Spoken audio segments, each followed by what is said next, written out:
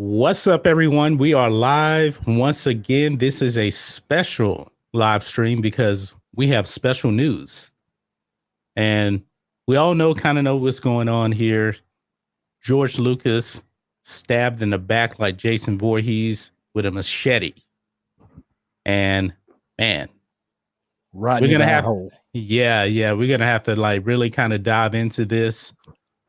If you're just now joining us,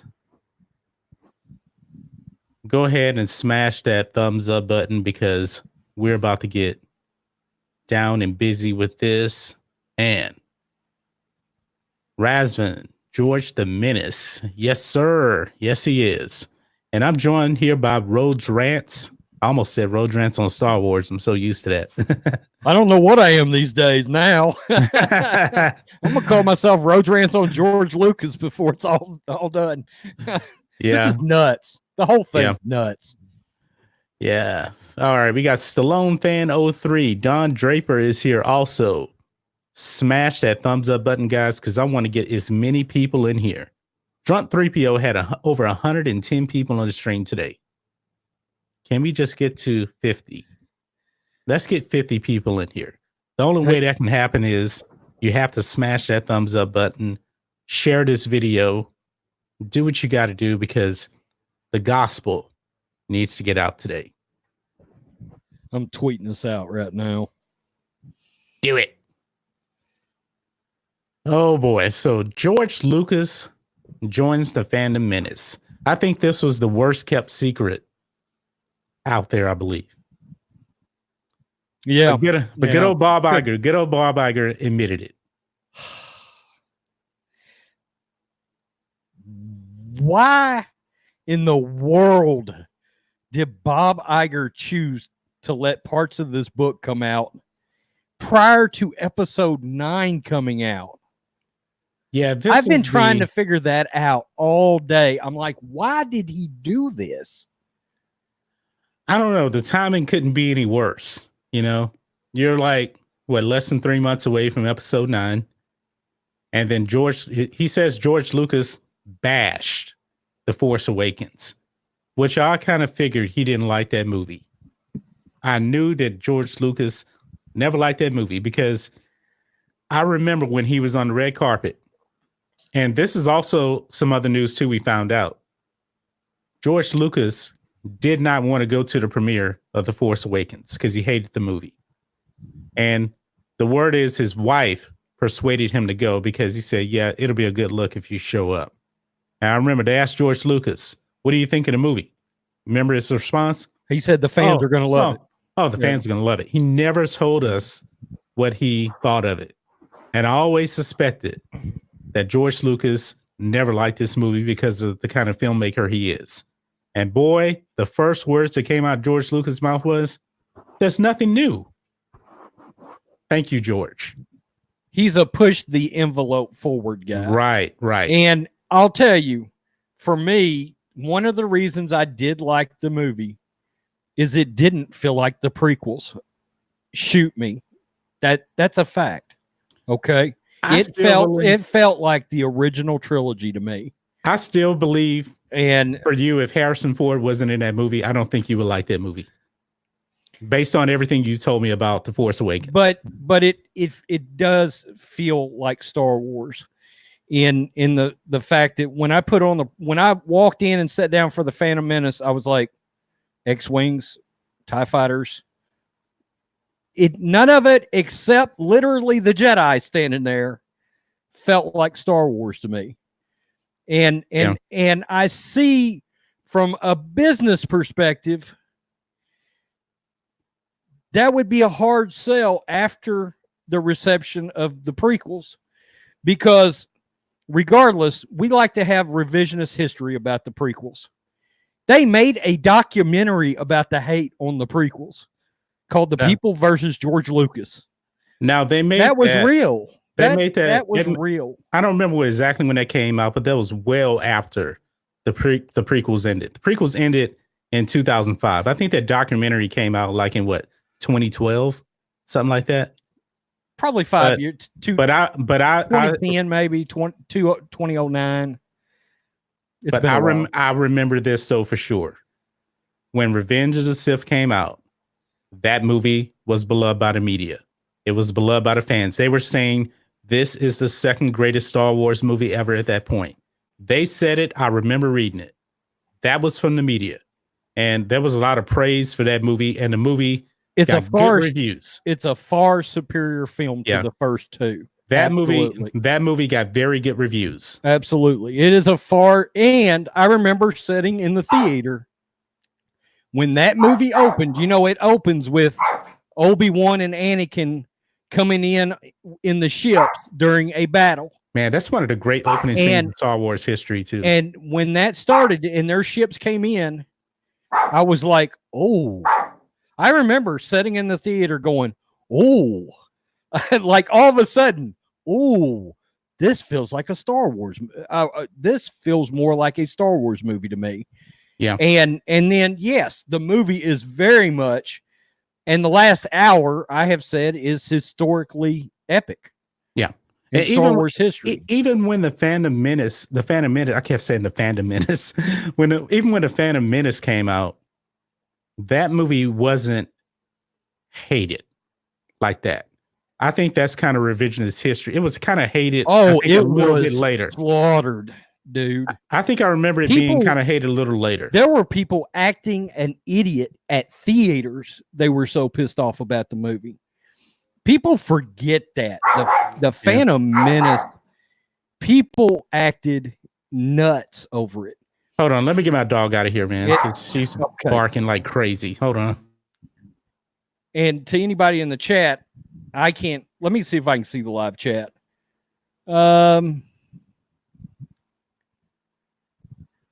Let's see. Stallone fan. I ended up enjoying Solo. Doesn't mean I'm looking forward to Rise of Skywalker. All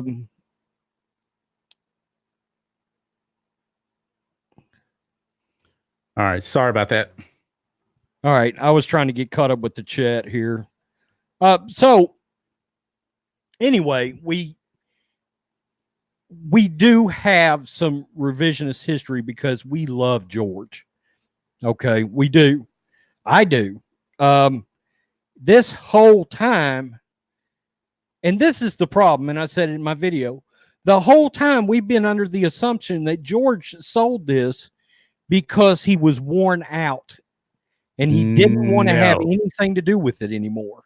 He said it was the backlash. From the prequels, too. Yeah. Oh, yeah. The backlash wore him out, I guess, is what I should have said.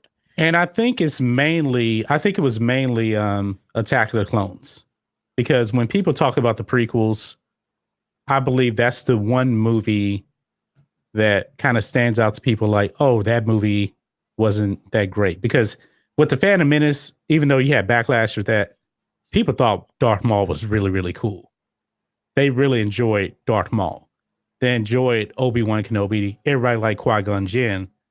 But the problem with Attack of the Clones was Hayden Christensen's acting in that movie.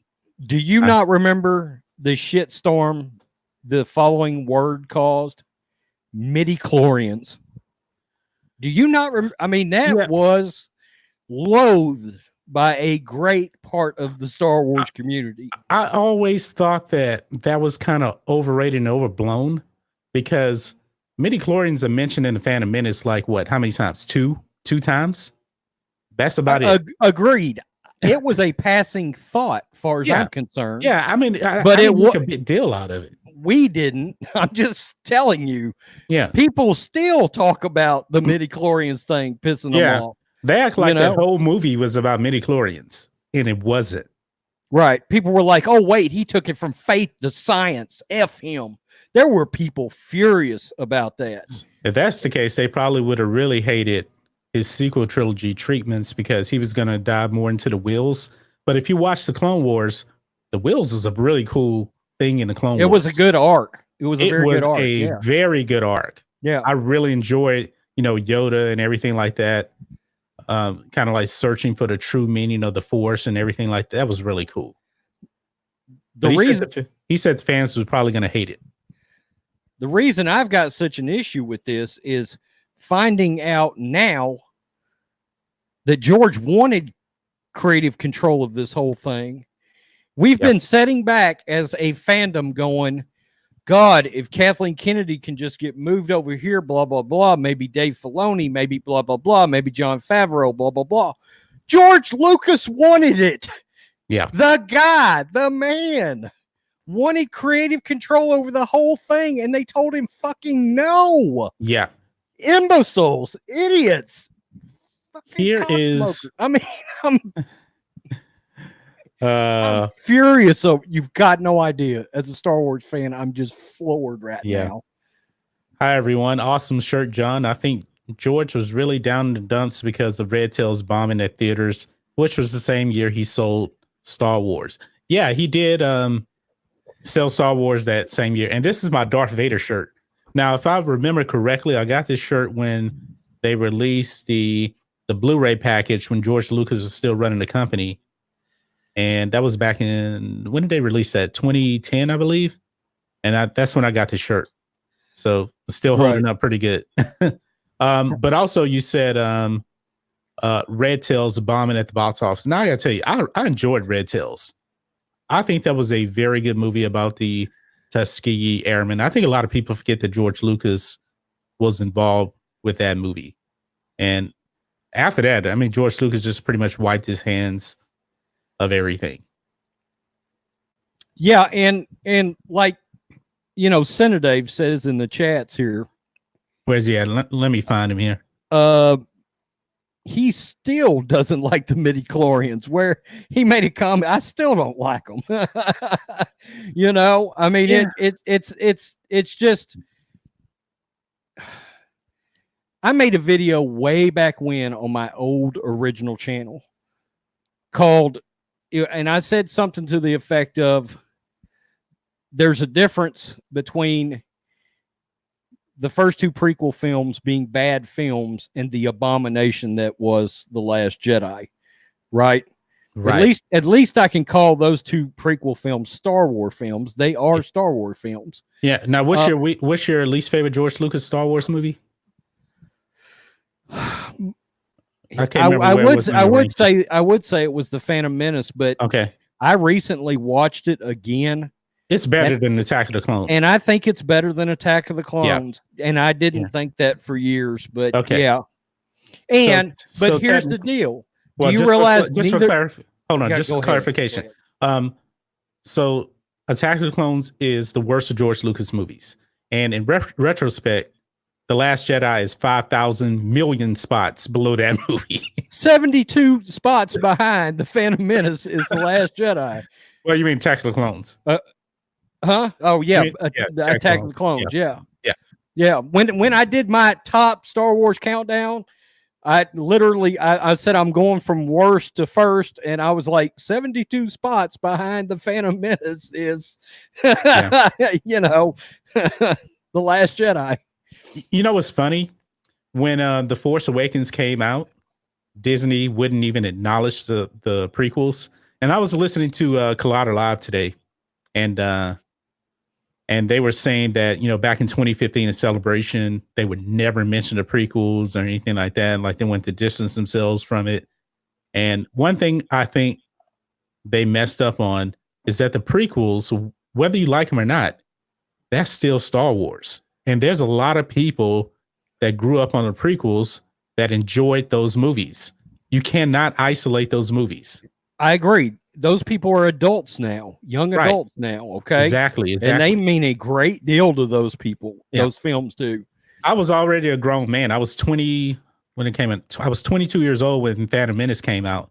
I was 24. Super psyched to see that movie. Oh, because I was too. That was my first time going to see a Star Wars movie as an adult. And the experience was electric. It was very electric. Now, I was super excited, too, to see The Force Awakens when it came out. But I tell you this, Rhodes, I swear to God about this. When I walked out of seeing The Force Awakens, and I was with some friends, I ran into some friends from college. I haven't seen them in like 15 years. And we were all sitting there in the theater watching together. They said, "Oh, I like this movie." You know, the first thing that came out of my mouth?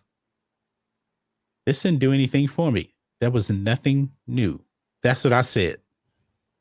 And I was just blown away when I heard that George Lucas said the exact same words that I said walking out of The Force Awakens. I think that's just going to stick with me forever. And isn't that wild? Because I came out, my wife was like, I've never seen you this happy. And I said, it's because Star Wars is back in my life in the way I remember it. Yeah, you know, and I was so disappointed, man. And, you know, like I said, I saw it 3 times in the first 12 hours it was out.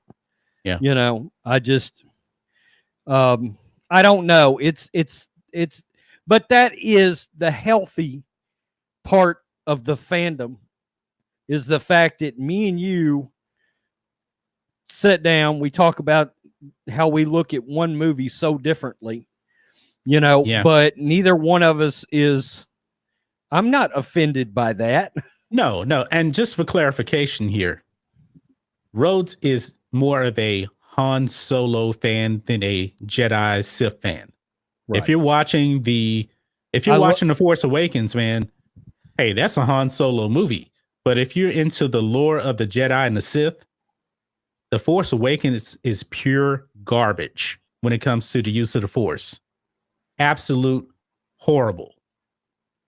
Do you want to know what my favorite space movie up until that came out was? To The Force Awakens? It was from the original Star Wars, outside of like Alien and Predator movies and those kind of flicks. Okay. It was the reboot of Star Trek, because Chris Pine reminded me exactly of Han Solo in that movie. He was. I loved him in that movie because I came out of there was like, he played Han Solo in this movie. He was definitely He was definitely not James T. Kirk in that movie. Yeah, exactly. He was not. He was definitely more Han Solo than anything. Yeah, absolutely. We got our boy Fatal J in the chat. I did send you a link, man, but I think you're going to be on Drunk's channel, so that's fine. If you want to drop in, that's fine. All right, guys, we have 24 people watching right now. Keep smashing that thumbs up button. Keep sharing this video, because we need to get the gospel out on this. Okay? I'm just keeping it real with you. And the funny thing is, the reason I want to do this stream, especially with Rhodes, is because he's a fan of The Force Awakens. I'm not. I'm not a fan of The Force Awakens for the same reason that George Lucas said he hated the movie. And newsflash, guys, George Lucas is a part of the Fandom Menace. Officially, thanks Bob Iger for letting us know that. He didn't exactly say that, but all of the actions of George Lucas is what the Fandom Menace has been saying for years. Don't you agree, Rhodes? Yeah, you know who I tweeted today? Who? I tweeted Christian Harloff. Oh, speaking of Harloff, man. I tweeted him and I said, okay, are you ready to leave Collider now and join the Fandom Menace? When are you doing it? I was like, if you leave, we got your back, but you got to leave. You've been talking mad shit about Disney for a year now, to the point you lost your mind on camera and had to apologize to it. What is it going to take for you to leave Collider and go out on your own? Did you watch Collider Live today? No, it's on my to-do list. They had that whole segment. I mean, the whole live stream is like an hour and a half, but they have timestamps. So if you go to 1 hour and 12 minutes in, that's when they start talking about Bob Iger and George Lucas. And I think he asked it, or somebody else asked Disney how the way they've handled Star Wars, have they made it a monumental disaster? And I think it was 4 of them on there. The girl Roxy, man, she is completely clueless. Super shield. Oh my God, she is completely clueless. She said, oh no, they're doing a great job. Everyone else said Disney has handled Star Wars completely bad. And Harloff really said it. Did he get him a little bit? He got him a little bit. And either the other guy, what's the other guy with the beard, man? He loves The Last Jedi, but he even said they had messed this thing up.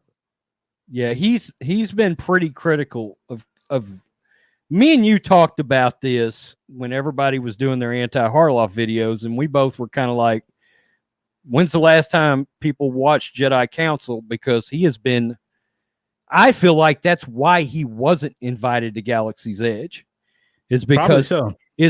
he had been so critical of them, and He's been critical. he knew it and got pissed off on air about it. He's like, you mother frickers, somebody halfway in the mainstream media halfway goes after y'all and you pull their access. Right. He's a perfect example of that. Right. And Harloff, if he wasn't on Collider, I know that he exploded it on Disney about Galaxy's Edge, but if he wasn't on Collider, I honestly believe he would be Fandom Menace. I believe it 100%. I really do believe, because he has been critical. Yep. And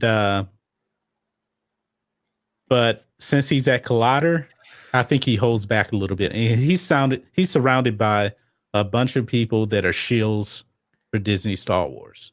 Well, and look where he lives and what he's around every day in LA. It's just a bunch of kooks, you know. Yeah. Stallone fan 03. John Snepp was great, but sadly he's gone. Only reason I watched Collider was because of him.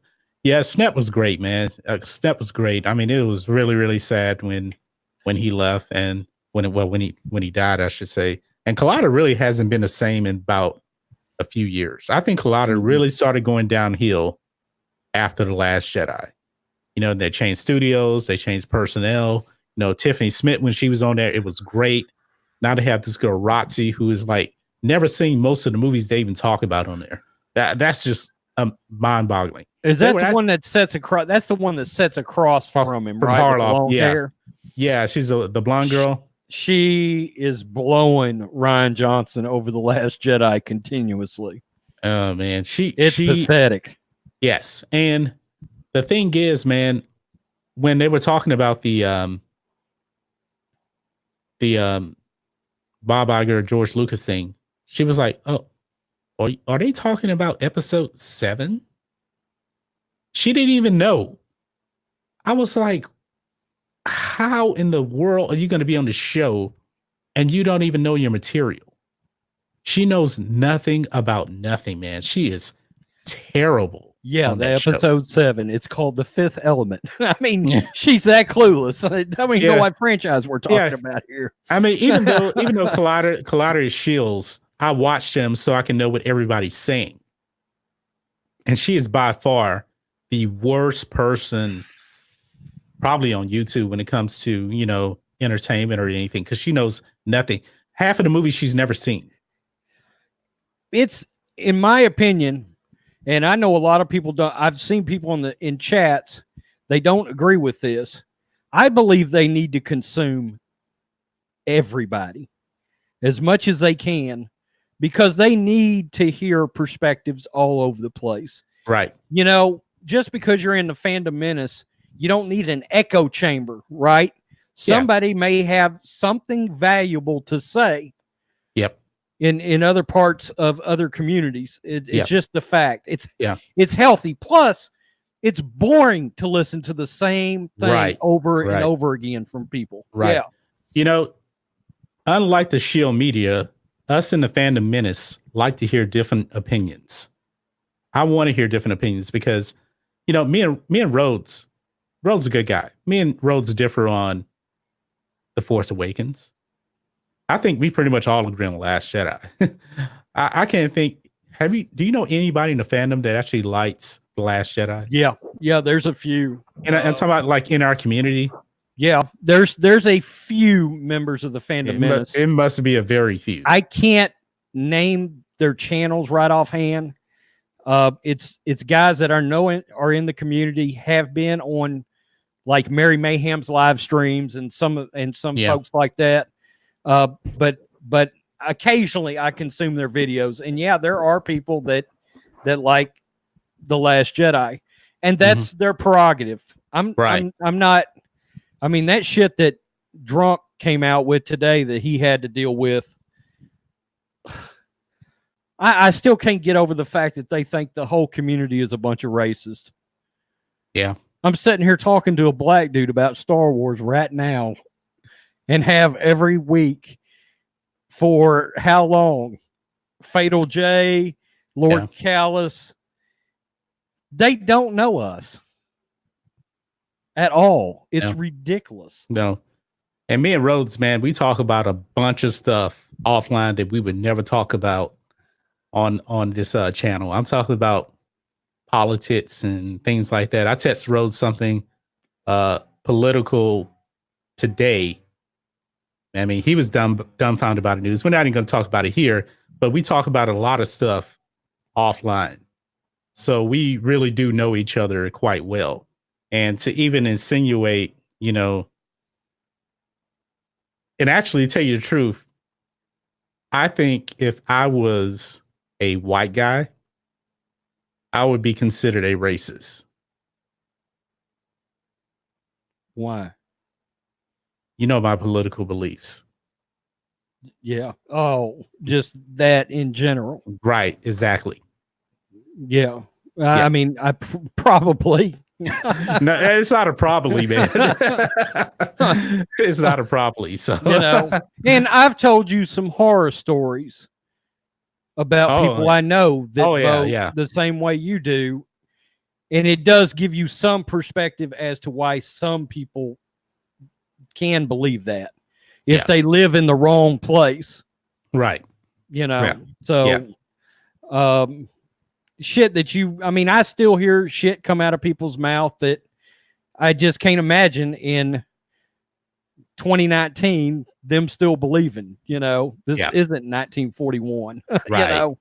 Right, exactly, man. All right, guys, we have 28 people watching. I know we can get up to 30 thumbs up. We have 22 thumbs up. Keep smashing that thumbs up button. Keep sharing these videos.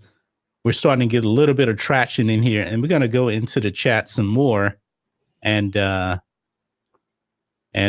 know, try to talk to you guys a little bit more. Chubby Teddy Monster Productions.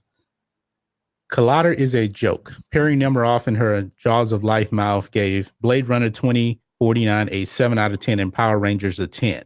I still haven't seen that. I haven't seen any of the movies, but that's the problem, man, with the Shield media. Now, one thing I truly believe, Rhodes, I truly believe this.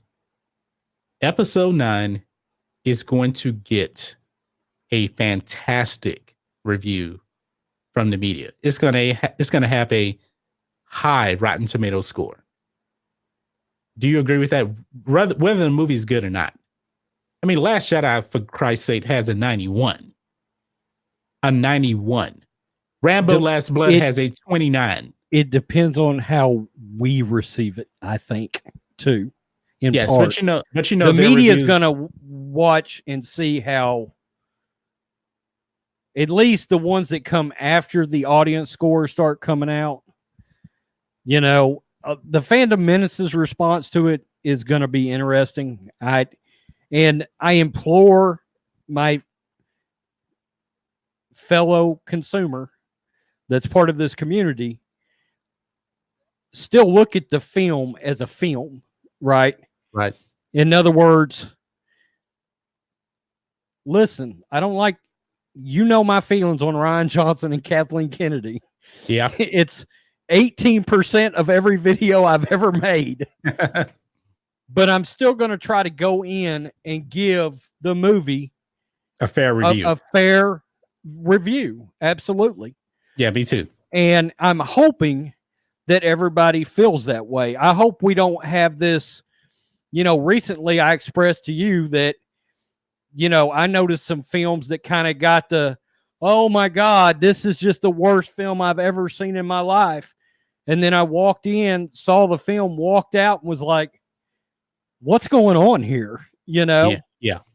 And so I want people to just, you know, try to consume the movie and listen, if you just don't like the sequel trilogy, then you know, you may not like the movie. In a vacuum, I think I've said in a vacuum, the movie might be entertaining. Yep.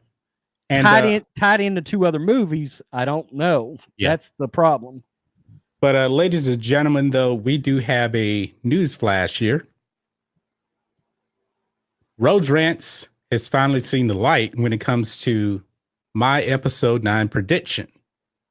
My episode 9 prediction was $900 million. I've been sticking by that. Rhodes Rants said the movie was going to make $1.5 billion.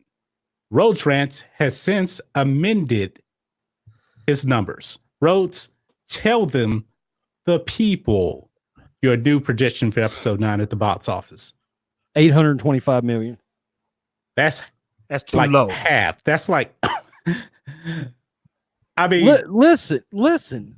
We got a bombshell drop, and you're over there smiling. I made the prediction before I knew somebody was going to drop a condemning autobiography from Bob Iger on against George Lucas. Yeah. I might have given a different prediction had I known that little tidbit of information was I'll tell you this, heading man. this way. Here's the problem, man. No matter what you think of George Lucas in the prequels, everybody loves George Lucas. Agree. Everyone. A lot of people don't like Disney for a whole bunch of different reasons. And Bob Iger just wet the bed big time. But for Rose to actually go just to have this movie make about half of his prediction, I think you owe me that steak dinner now.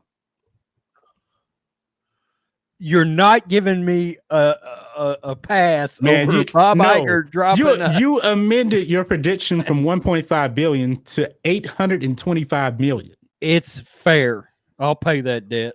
Yeah. Okay. It's fair. Did I know that was going to happen? I mean, no. I honestly thought what was coming was the Rian Johnson thing was actually going to completely come out prior to the movie's release. Mm-hmm. And it was going to bring some folks back in. All right. I didn't expect something that would lead us in the opposite direction.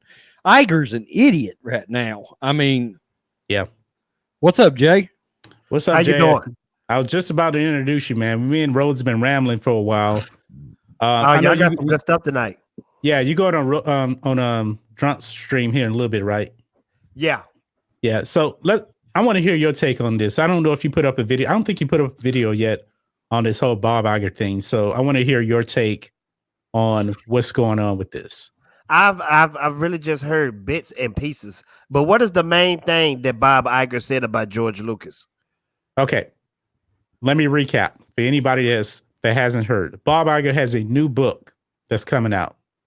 And we all kind of speculated that George did not like The Force Awakens. Bob Iger said, point blank in his book, George Lucas' first impression was, there's nothing new. George Lucas did not like The Force Awakens. Also, George Lucas has story treatments for 7, 8, and 9.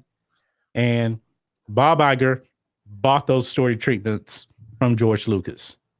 And George was under the impression that, hey, we can use this, even though they weren't contractually obligated to. So when they got ready to meet with J.J. Abrams, Michael Arndt, Kathleen Kennedy, they went behind George's back and completely threw his stuff out and didn't tell him. And he found out when they started talking about episode 7, and they said he became pissed because they had thrown out everything he had given them. So Bob Iger dropped the bomb on it. George Lucas wanted creative control also over the movies, and Bob Iger wouldn't give it to him. But yet, Bob Iger let Rian Johnson run wild with The Last Jedi. Think about that. Rian Johnson, yes. But Rian Johnson, yes. George Lucas, no. Think about that. But I'm going to tell you something, though, from listening to that. George Lucas was spot on because I thought the same thing when I watched Force Awakens. I was watching A New Hope. It wasn't nothing different. It wasn't nothing that wowed me. It wasn't nothing to inspire me. You know, when I watched the original trilogy, I'm getting inspired. I'm motivated to accomplish my goals. But with this one, this was just the same rehashed stuff to the point when The Last Jedi was about to come out, I was expecting Return. I mean, not Return, but Empire Strikes Back. Yeah. With that movie. And Rose, let me ask you this: since you're the one that did like The Force Awakens, Yeah. can you admit, was there anything new that movie gave you? What do you mean by new, I guess? Because I was looking for something that... Did it add anything to the lore of Star Wars? I'm going to take that as a no because you're thinking too hard, man. If you got to think that hard, it's a no. I don't know, but you got to understand, I wasn't looking for anything new.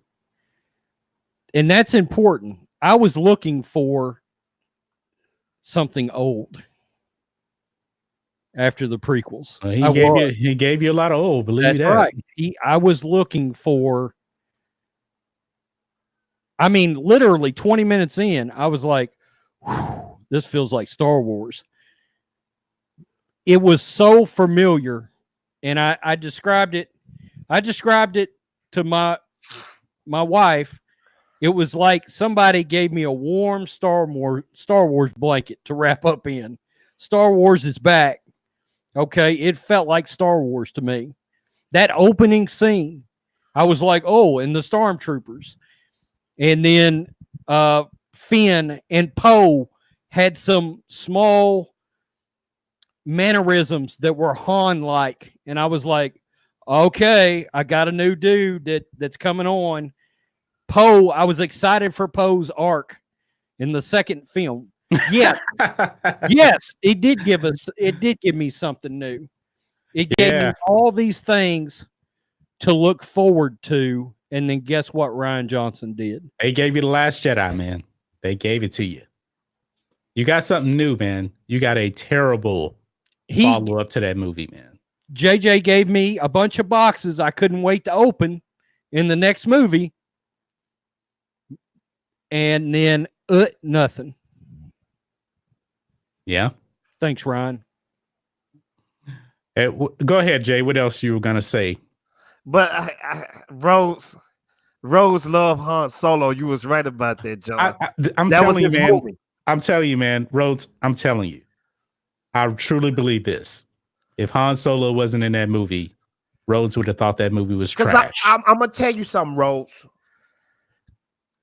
I can understand you like Han Solo. Han Solo is a dope character. I love him. I love how he's a grimy trickster. He's a hardcore alpha male. I love that. But when it comes to Star Wars, it's Jedis, it's Sith. That's the foundation. That's what makes Star Wars different from other sci-fi movies. Yeah. No other sci-fi movie has anything like that. Lightsabers, the Force, monks. Basically, they're monks with powers that's fighting evil or evil fighting good, you know? And the fans wanted that, and we didn't get it. We just got the same thing with episode 4. But for me, I felt like, hey, all the Jedi fans just got 3 movies full of Jedi everywhere. And I got nothing that resembled a Han. Maybe a little bit the way they portrayed Ewan McGregor's Obi-Wan. He had some Han-like qualities, and that's probably why he's far and away my favorite part of the prequels. I want to ask you something real quick, Rose. What did you think about Del Toro in Last Jedi? Was they trying to make him like Han Solo? God, no. I thought they were trying. I thought he was going to end up being the new trilogy's Boba Fett. Do y'all think we will see him in bounty hunter dude? And he was nothing. Dude, we're not going to see him in the next movie. But that was a waste of a good character. I mean, actor. It was a waste of a great actor. Great actor. I mean, Benicio del Toro was awful in that movie. John, what was they going for with his character? I don't know what. Maybe it was he's a male, so we got to make the man look bad because every male in that movie was horrible. The only thing I could think of was he owed Rian Johnson a favor or something. It wasn't no point in him in that movie. Maybe Rian Johnson has some bad pictures of Benicio del Toro or something. And I even thought while I was watching it, I was thinking, okay, Del Toro, he's gonna trick Finn and then trick Kylo Ren, but end up being a good guy. And it didn't even work out like that. It didn't even work out like that. No, it didn't. So what was the point? What was Hey, What I'm was the laughing. point in that? I'm laughing at Chubby Teddy's last comment in the chat. It said, "Remember when people thought he was going to end up being Ezra?" Yeah, I remember that. Man, the joke is on you if you believe that, man, because oh my God. And I remember before Last Jedi even came out, people were like, oh, Rian Johnson getting a trilogy. Oh, it's a good thing. It's a great thing. We're hearing everything is working out so well with Rian Johnson. Everything worked out with Rian Johnson and Kathleen Kennedy because they think the exact same way. They're both SJWs. They both have political agendas. They're both Orange Man bad. They're both the Force is female. The future is female.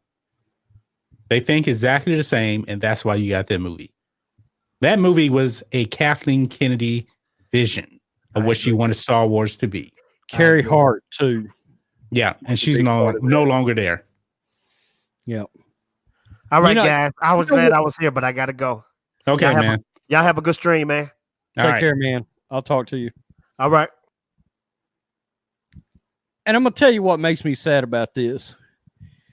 You know me, I'm as tuned in behind the scenes on as much Lucasfilm information as running that website for all those years and hustling stories together. You learn how to find out information. Okay. Right. There's a research process. And yeah, the leaks that some of the leaks that people can get to can be legitimate, but a lot of them aren't. And there's other things you've got to look for, and there's other places you can go. The thing that made me sad about this George Lucas thing coming out is that, and I haven't had enough to make a video, and I'm not going to go into any detail, but there'd been serious wins of the course correction at Lucasfilm for about between 8 and 12 weeks now. And I thought behind the scenes, this is going to end up being a good thing. Okay. And now this comes out, and I'm like, you know, as a Star Wars fan, it's like, you know, 2 steps forward, 1 step back, or in this case, 1 step forward, 2 steps back, you know, or whatever the saying is. And what I will tell you is, I don't know if it matters that Kathleen Kennedy may not be around now. How do you feel about that? If she's relocated, That means Bob Iger's still in place. And Bob Iger's the true villain. We know that now. I mean, it's deflating, you know, because although I have heard rumors about Bob Iger too, mainly from the winds of shareholders pissed off right now, and episode 9 is going to be a big benchmark. The problem with his legacy is, and what's going to cement it, as we know how this makes us feel, but regardless of any of this shit aside, Bob Iger is going to come out looking, smelling like a rose because of Disney Plus in his legacy. Yeah. Okay. Yeah. It's going to be a massive success. That's not going to fail.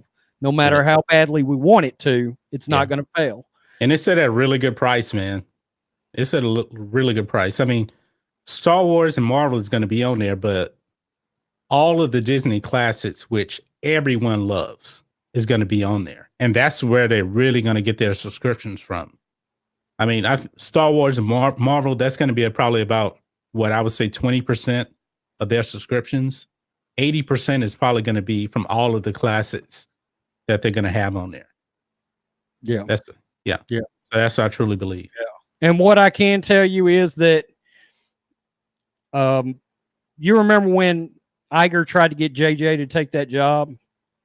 Yeah. Well, Rejwan was JJ's Assistant. Well, what happened was, he turned it down.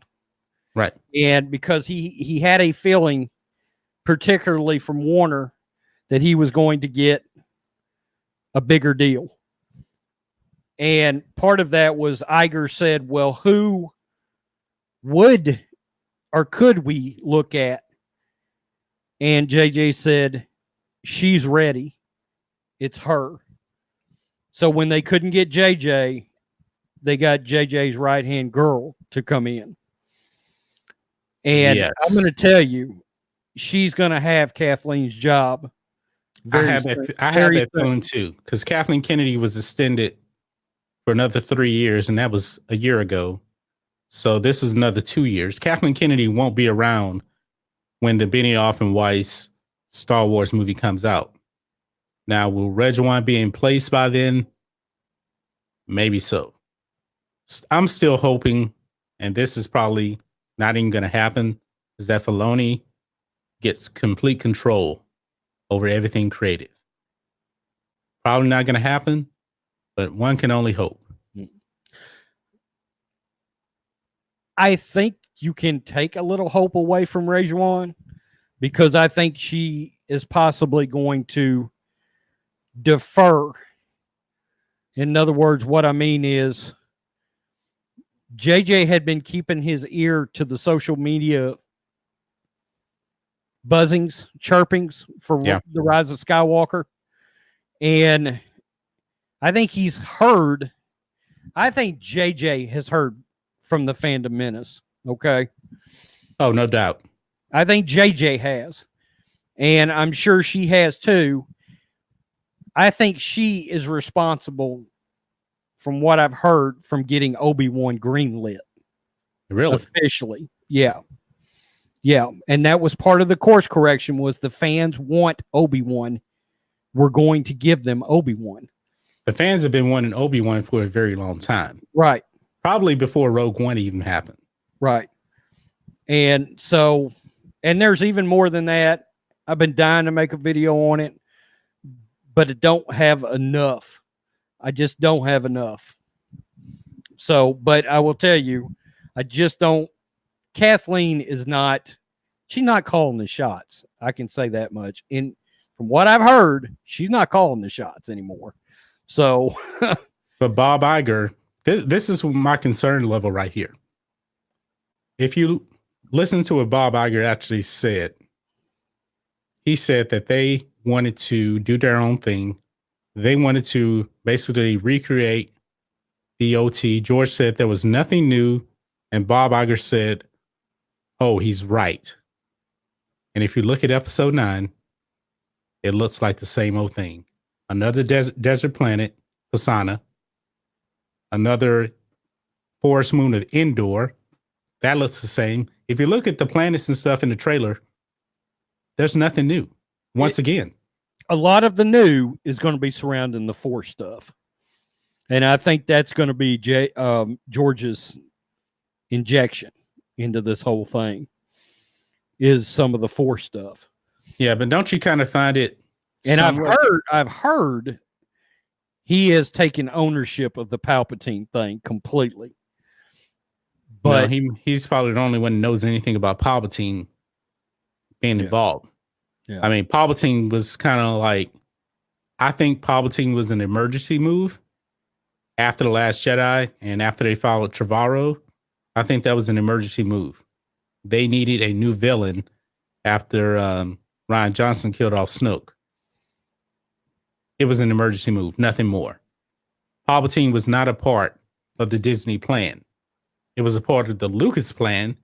And Lucas probably said, this is the only input I think Lucas actually had. Guys, you need my help. Bring back Palpatine. Bring him back. That's the only way I'm going to help you. And I think they just kind of gave in.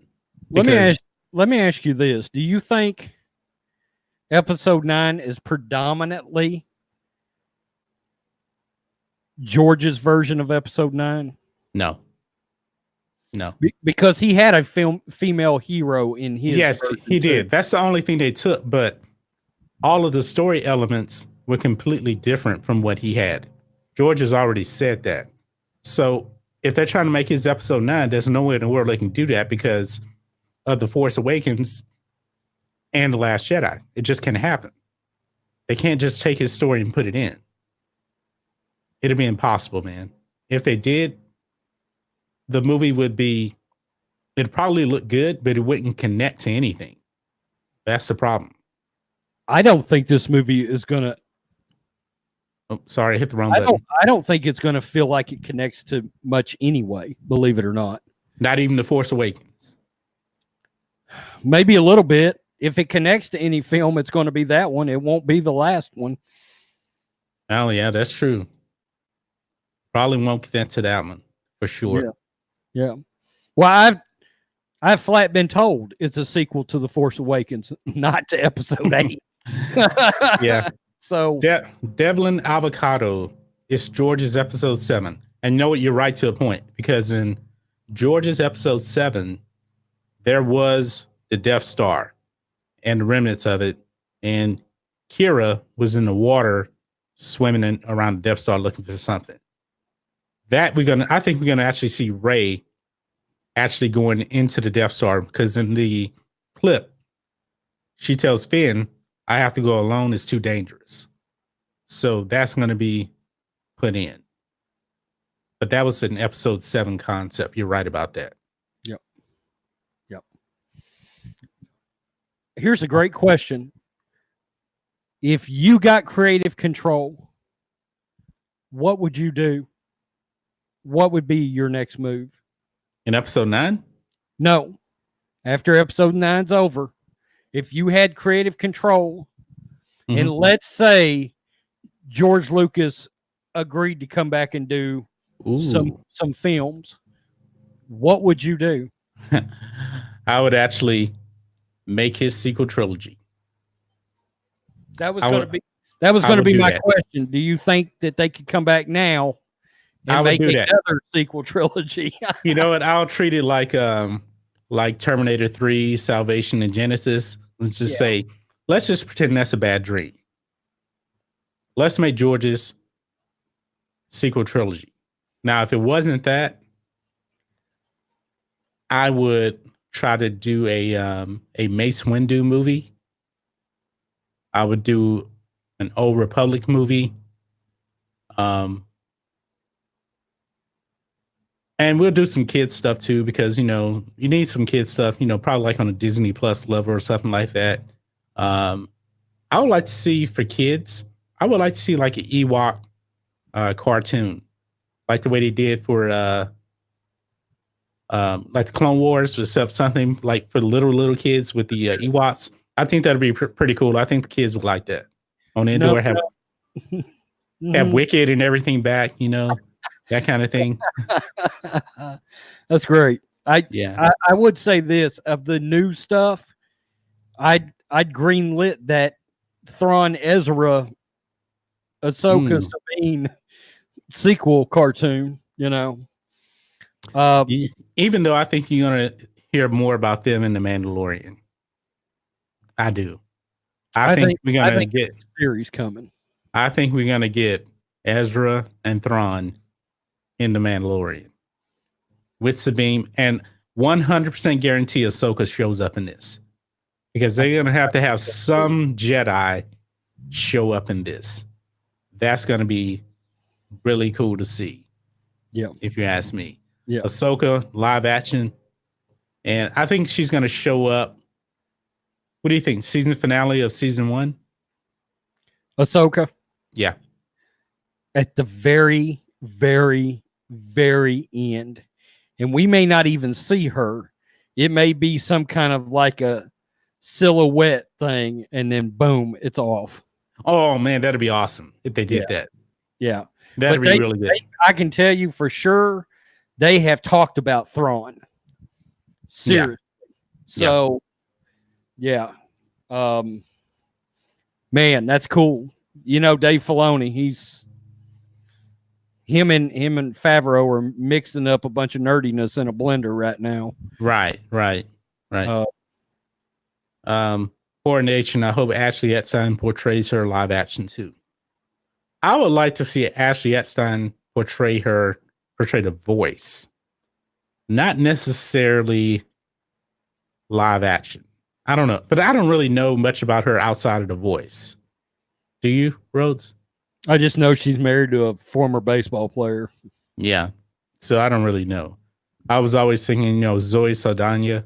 I think she would be an excellent Ahsoka because she has that lean look like Ahsoka does. If you look at Zoe Saldana in Avatar, she has that kind of look also. Mm-hmm. That's who I would like to see play Ahsoka, but with Ashley Eckstein's voice. So I don't know what I would do. Do you think the fans, if George come back and said, "Hey, I want to do the sequel trilogy," and I think people would get behind that pretty quick. But the problem is, how do you get all the players to come back? Because Carrie's not with us anymore. Yeah, that's going to be the tough. That's going to be the tough one, man. He would have to redo the script because I don't think you can have Leia in a sequel trilogy anymore. So that would kind of retcon Luke training Leia, as he was supposed to in his trilogy. I don't think that would happen. Now, knowing George, he may actually want to use the technology to recreate her. I wouldn't be surprised if he tried to do that. But that's just too much of a leap. Because even when they did Tarkin in Rogue One, it was him just kind of really just standing around. He wasn't really doing anything. With Leia actually training in the Force, they would have to do more with her. And I don't know. I just would rather she be written out, say she passed away or something like that. And it's going to be weird seeing her on the screen in episode 9. Something just doesn't look right. Even when they show that clip of her in the Force Awakens trailer, that's from episode 7. It's that same shot in episode 7. Yeah. It looks weird. Yeah. She looks so old. And this movie only takes place 1 year after The Force Awakens. And she looks 30 years older. Somebody explain that to me. I was watching Lord Callus's video he put up about one of the new comics they got. And evidently the Chewie, Leia, Morning Han thing is in that comic. Yeah, they tried to fix it. But evidently there's a big connection or throw out possibly to Boba Fett in that comic. And really? I was like, whoa, hold on. You got my attention.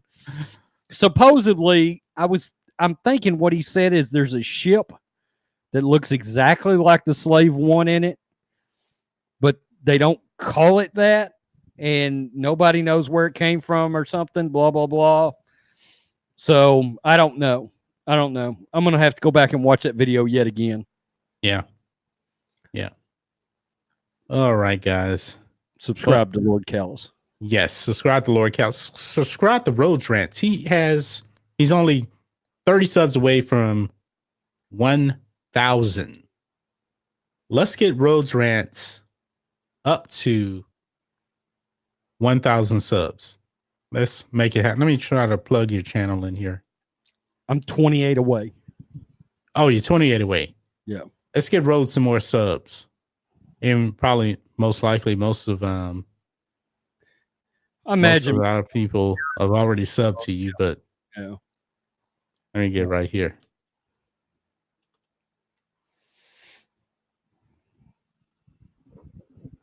And plug your channel in here. And we're going live on your channel tomorrow, correct?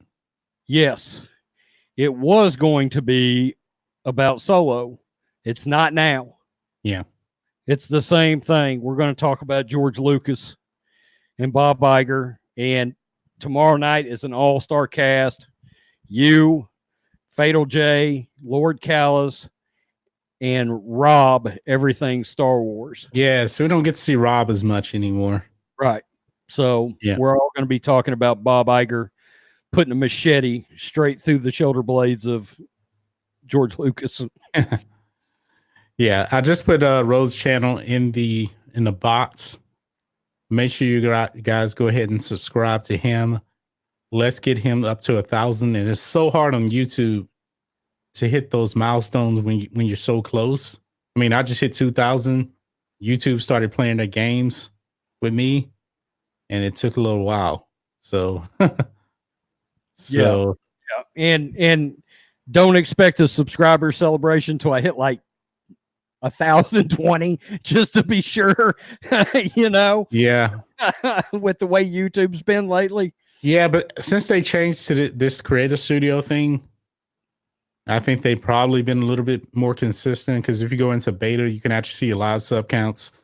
Because like for me, if you go to my channel, I think you're going to see 2020 on there. In actuality, I have 2022 subs.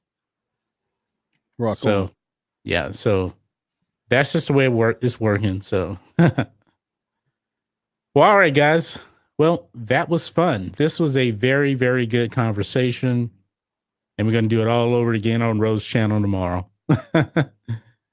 So, but this is a lot of fun, man. We held like 32 people.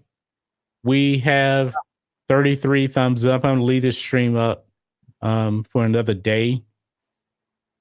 And make sure that you smash that thumbs up button on the live stream. It'll help it out when it gets done processing and it goes through YouTube processing, and we'll get it out to more viewers, because this is one of my favorite live streams. I had a very, very good time doing this one.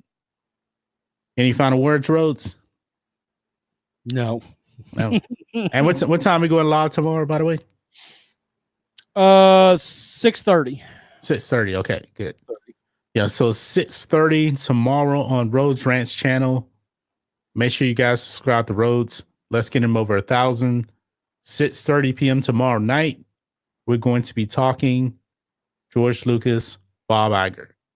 Until then, my friends, be safe.